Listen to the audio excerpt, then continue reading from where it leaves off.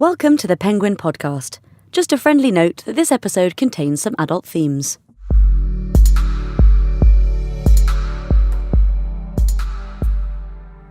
Hello, welcome to the Penguin Podcast, where authors choose objects that have inspired their creative process. I'm Nihal Arthanayake, and with me is an award-winning comedian. He's had a sellout solo tour, his own TV shows here and in the States. He's a regular panellist, of course, on comedy programmes, including 8 out of 10 Cats and Mock the Week. And now he's written a book, Straight Outta Crawley. Now, this is a riff on the title of the NWA album, Straight Outta Compton, which gives a clue as to how much he loves hip-hop. It's a memoir of a distinctly average human being, but Romesh, you're not an average human being, but there are some brilliant stories in here, and you are, thankfully, going to read out one of them later on. It's Romesh Ranganathan. Romesh, welcome. Hello, Nihal. How are you? I'm good. All the better for seeing your good self. Thank you so much. I can say what an honour it is to appear on this podcast. And as I mentioned at the beginning, on the Penguin Podcast, we ask guests to choose objects that have inspired and galvanised them. And so Romesh has chosen items including a microphone stand and, of all things, a Trading Places poster. It's a movie from back in the days. Your first object you've got for us today, It's an album. Yes, it's Public Enemy, It Takes a Nation of Millions to Hold Us Back, which, I don't know if you're aware of that. Are you aware of that work, Nihal? I know that you purport to be a hip-hop fan because, I don't know, you're looking for an angle. Bus me thrown under. No, but basically, this is the album that got me into hip-hop, and hip-hop has been, as you and I know, for both of us, has been such a defining thing for me. Basically, somebody left this album at my house. This might be revisionist history, but in my mind, what happened was that I heard Rebel Without a Pause and just thought, I don't know, what is this, man? Like, you know that, the kettle noise on that track? And just like the sound. It's a sample of Fred Wesley, Blow Your Head. Yeah, there's a new book out called Chamber Music by Will Ashton. Have you read it? It's all about Wu-Tang's first album. No, I didn't know, but I know Will Ashton. We used to write a Hip Hop Connection together. Yeah, so there's about 7 pages about that sample. If you're like a hip hop geek, which we are. Yeah, that book is like next level. But anyway, the point is like I just hadn't heard anything like it. And you know, looking at the cover now as I talk to you, the imagery of the cover, the politics of the album, Chuck D's voice and Flavor Flav's voice, the characters, everything, the S1Ws, everything about it. Bomb Squad production. Yeah, their logo, everything about it was like designed to hook me in. That's what it felt like. Do you know what I mean? And I was sort of one of the only brown kids at my school, and it was like the identity politics of it all I really connected with, and it basically started a love of hip-hop for me that I've never really lost, do you know what I mean? I sort of am frozen in that. My music taste, from then, I was just listening to hip-hop, and then it got so narrow that I would only listen to hip-hop from like 3 streets in New York. Yeah, East Coast. Yeah. Purely East Coast. No Tupac. I got so narrow-minded about it. And then you start to like grow out of that bit, do you know what I mean? And then was there ever a point at which you wished you weren't brown-skinned? Oh, mate. And did Public Enemy have an effect on that? Look, the truth is like, I don't remember having any role models as such, you know, outside of my family, you know, like into, you know, public role models. And then you feel like an outsider because I was one of the only brown kids at my school. And then Public Enemy, it was just something about it that really connected with me, and it felt like it spoke to me, even though their situation is so far removed from what my situation was. I don't think when they made It Takes a Nation of Millions, they were thinking they're kids in Crawley that we need to reach out to, but they did. But that's probably because that word outsider you used, and hip hop is a music for, you know, because punk, to a certain extent, I mean, if you look at some of the members of The Clash, for instance, they were public school educated, right? And then Malcolm McLaren with the Sex Pistols, etc., etc. But hip hop, there's nothing other than ghetto. I mean, LL Cool J, Run DMC, and that they weren't necessarily purely hood. But outsiders, people, whether it's socio-economic, culturally, and you felt that, right? Yeah, I did. I definitely did. And then when I started to really get into hip hop, like my family started going through hard times or whatever, and this was financially. Financially, yes. My house got repossessed, and then my dad went to prison, and council put us in this bed and breakfast until they could find us housing. And then hip hop was like a constant thing that I just kept going to, even though my situation was nowhere near I'm not saying that I went through anything like what a lot of the, that kind of hip hop, their circumstances. Pretty grim, Rom, to go through that as a child. But there was something about hearing that music that you sort of think I'll be all right. I don't know. It's something. It's like a crutch. Do you know what I mean? And so when you lean on something as much as I did during that stage, I just think it is always going to stay with you. Your second object is a really fascinating one because it's a poster from a film, Trading Places. I love Trading Places. I just think it's an amazing film. How many times do you think you've seen it? Easily 50. Easily 50 times I've watched that film. So recently, I set up my garage as an office. I've got to be honest with you, I'm a bit nervous about this office thing because what happened was I set up my garage as an office, and then my wife said to me, "Oh, do you want to move some of your trainers out to the garage?" And then she suggested, this has just happened in the last few days, that I put somewhere to sleep in the garage because I think I'm being moved out of my house, man. Anyway, the point is... Does this coincide with that really, really fit Brazilian gardener she's hired recently? Yeah.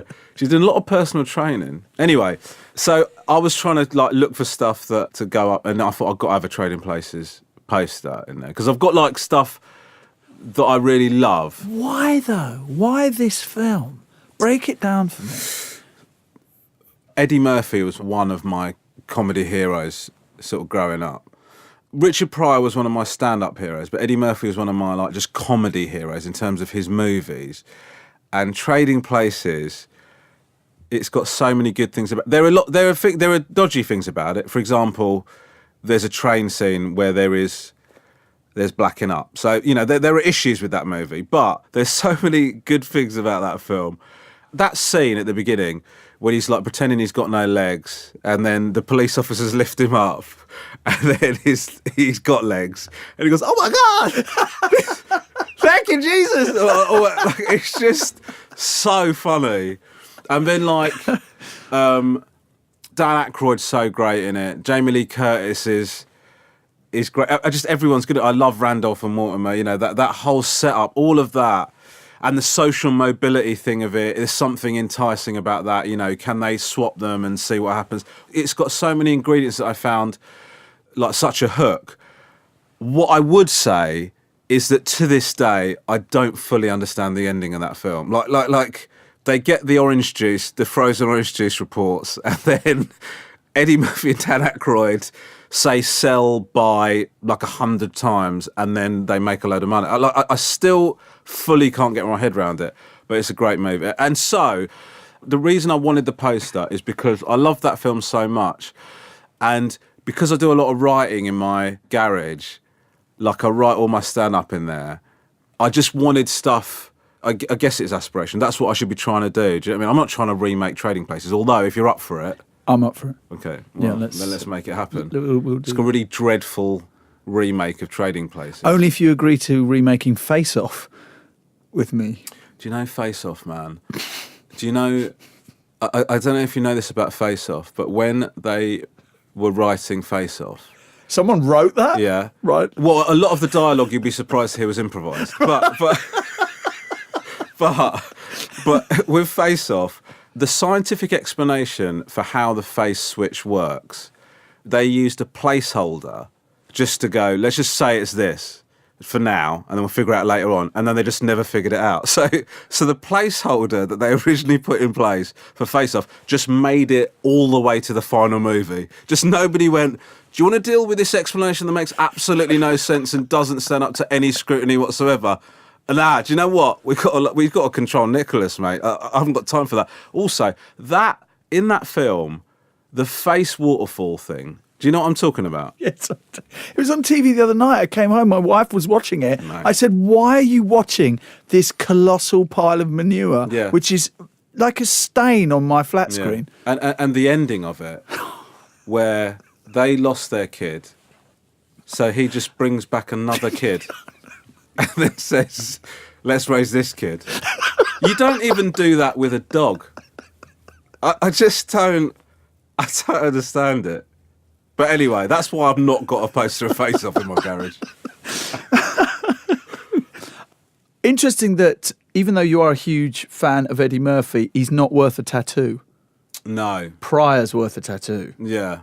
Well, yes. Yeah. What do you mean, well, yeah, you've committed to the tattoo. The tattoo exists.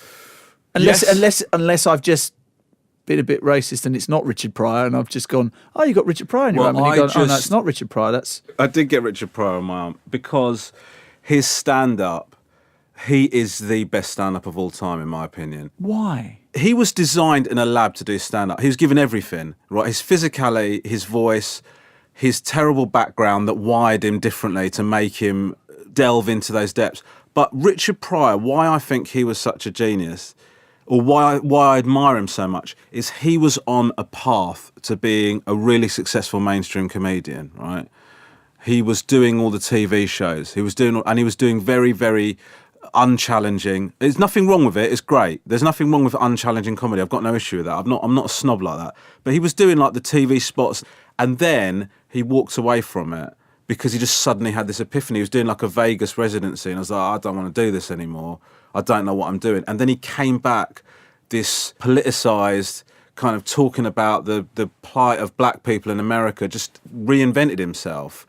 There's like a stand-up set of his on YouTube.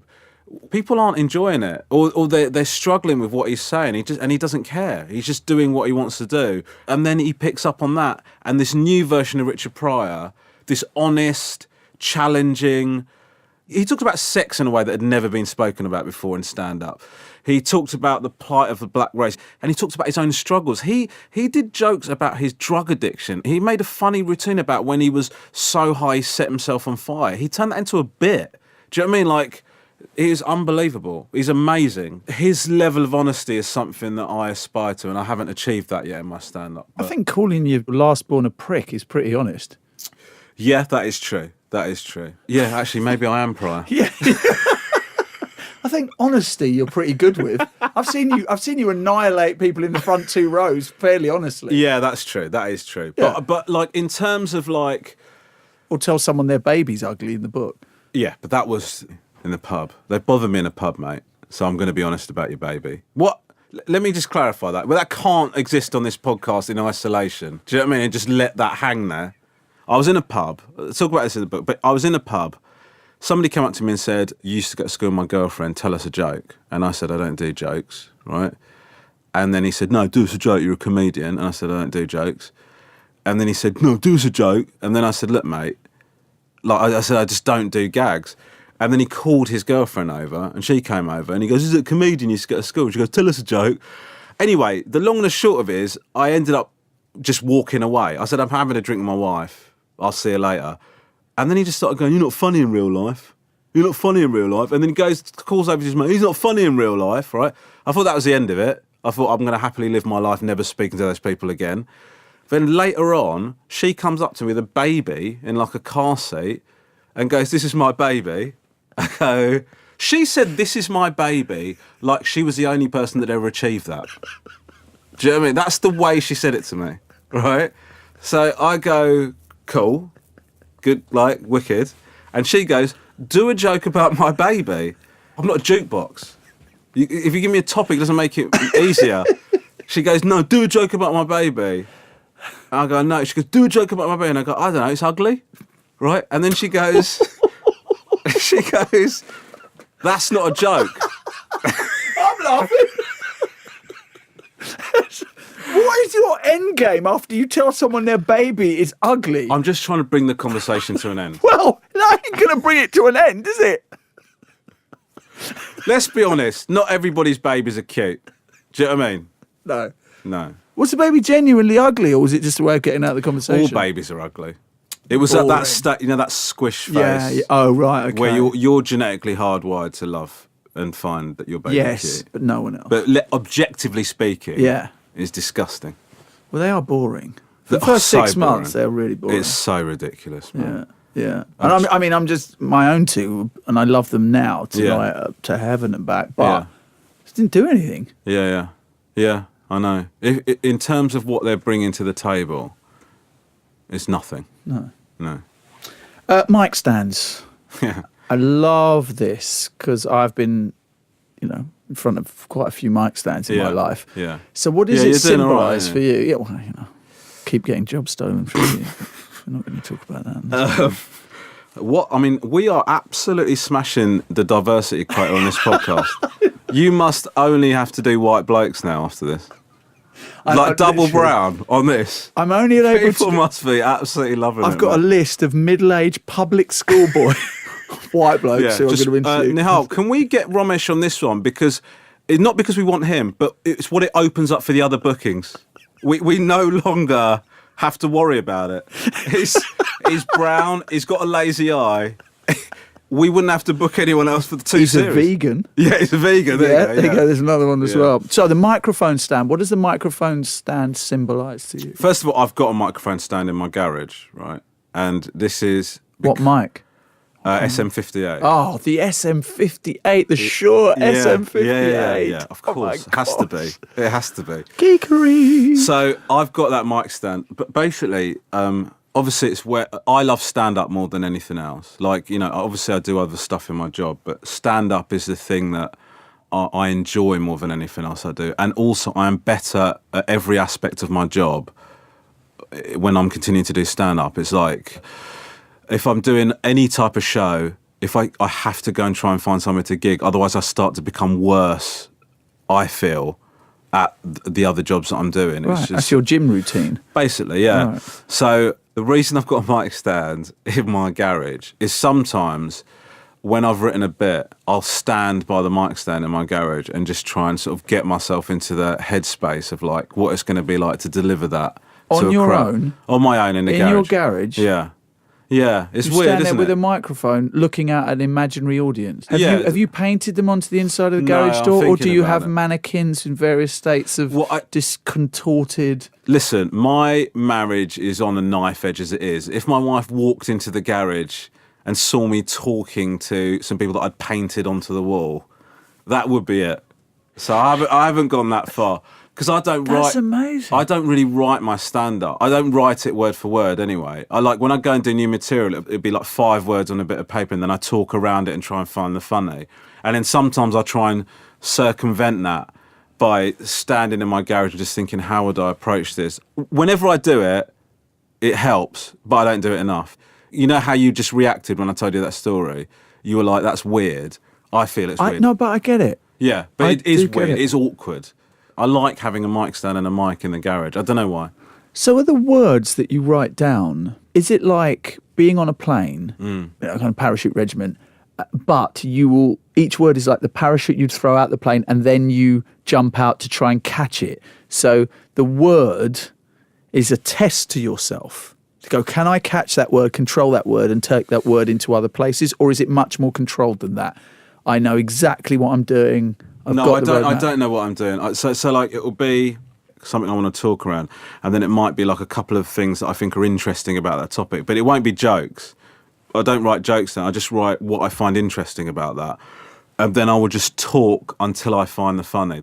It's like I'd go to a gig and I won't know where the jokes are. I've got like the topics, and so I think I'm going to talk about this tonight.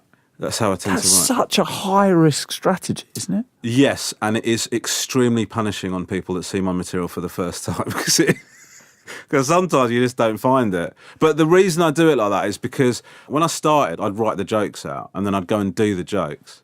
And that's how a lot of people do it. There's nothing wrong with that. What I found for me was that I would only do as well as the jokes written on the page, whereas if I just riff, sometimes you get given something that you wouldn't have otherwise had. And I'm convinced that I come up with stuff that I never would have come up with. You just start thinking and you're talking, and then the audience go for something and you think, I'm going to push it further in that direction.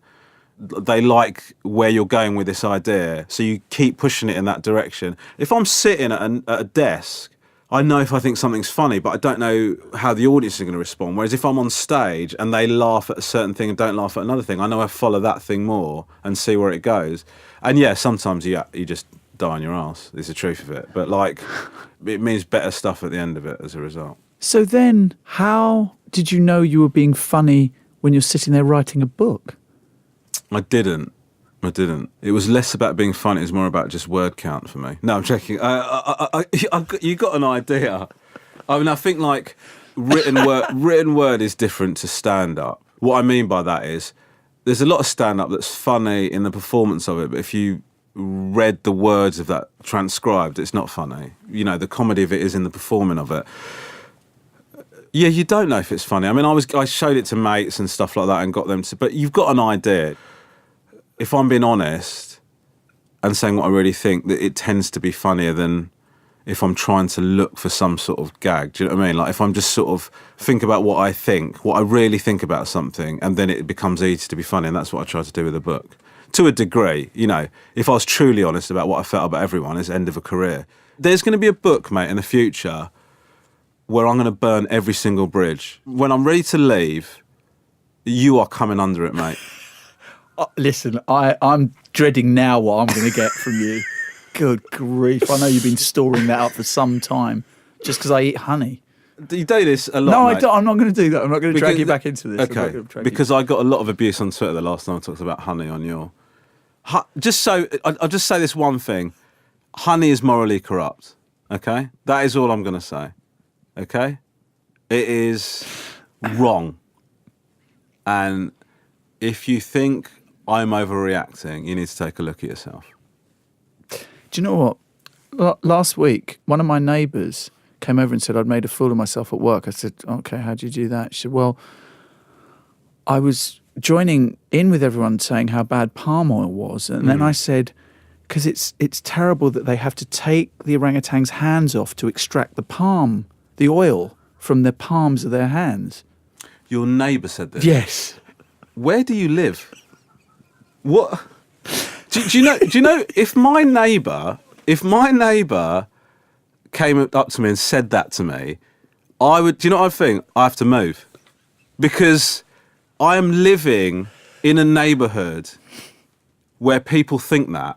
Do you know what I mean? What does that say about where my life is at? I don't want to live near people like that. To be fair, she said she felt humiliated at work when it was pointed out to her palm oil does not come from the palms of orangutans. I would be less worried about being humiliated. Just be grateful you got a job in the first place. You start throwing around ideas like that. Do you know what I mean? You've never made a mistake? Like, someone said to me that, because we started talking about it, someone said to me that their brother had convinced them when they were a kid that coconuts were bear eggs.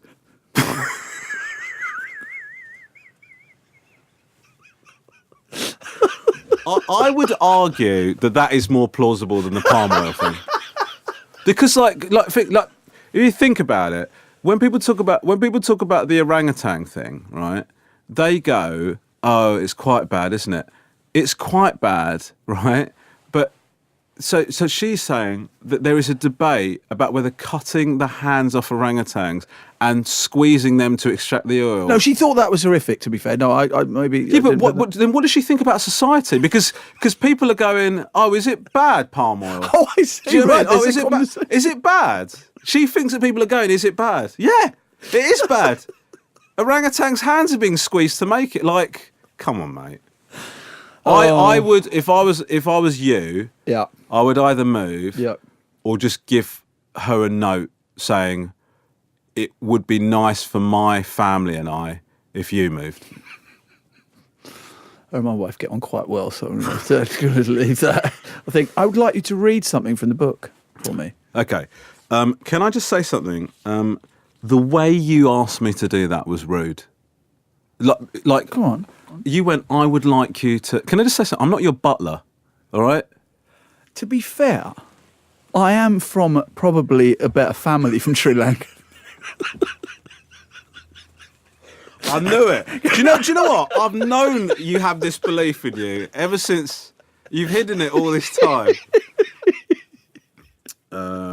Okay, so I'm going to read to you, yeah? Yeah. Okay.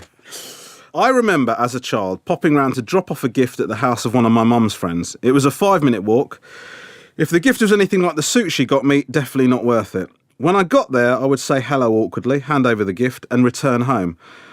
My mum's friend had other plans. I was ushered into the dining room where he insisted on giving me something to eat. I refused repeatedly, but I was told it would be an insult to leave without accepting his hospitality. What added to the tension was that he was making something for me that I'd never eaten before, a vegetable koicha.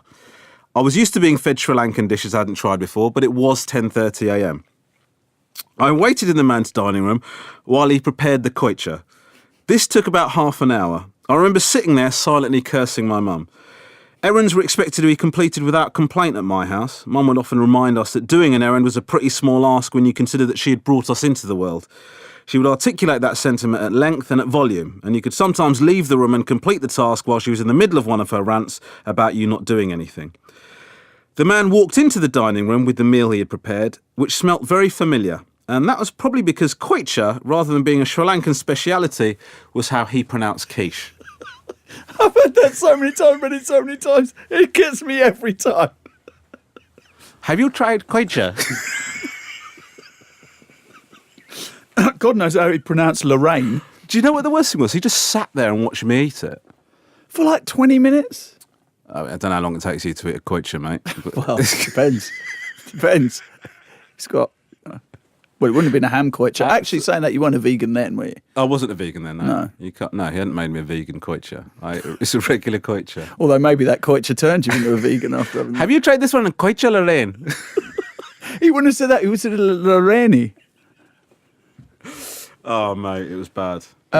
Romesh, thank you so much, man. No, thank you, mate. It's always good to see you, man. It's always good to see you. Listen, I've said to you, whenever you need me to throw you a bone and turn up on one of these crap things you're doing, I'm happy to do it, man. Do you know what I mean? It's just anything I can do to just give you a little shine, you know? No, listen. I love seeing you. I know you throw me these bones once in a while, and it means, and I trade off, the fact that correct that you are you. Yeah. I trade off the fact that you are you. So thank you. Yeah. I'm a big fan of yours. I'm going to say this. I think you're brilliant at what you do, and also. What do you mean? The other day you said to me, "I have no idea what you do." Correct. Yeah. But I think you're brilliant at that, whatever it is. No, you're good. You are good. What just went from brilliant to good. Yeah, in about 10 seconds. Yeah, I got to be honest. I sort of thought reevaluate. I thought I'm being a bit too sycophantic here. I'm mugging myself off. Brilliant. Straight out of Crawley is just so brilliant and funny. Cheers, mate. Man. Thank you. And you are too. And yes, thank you. Thank you, Nihal. Yes. And now I would like you to leave.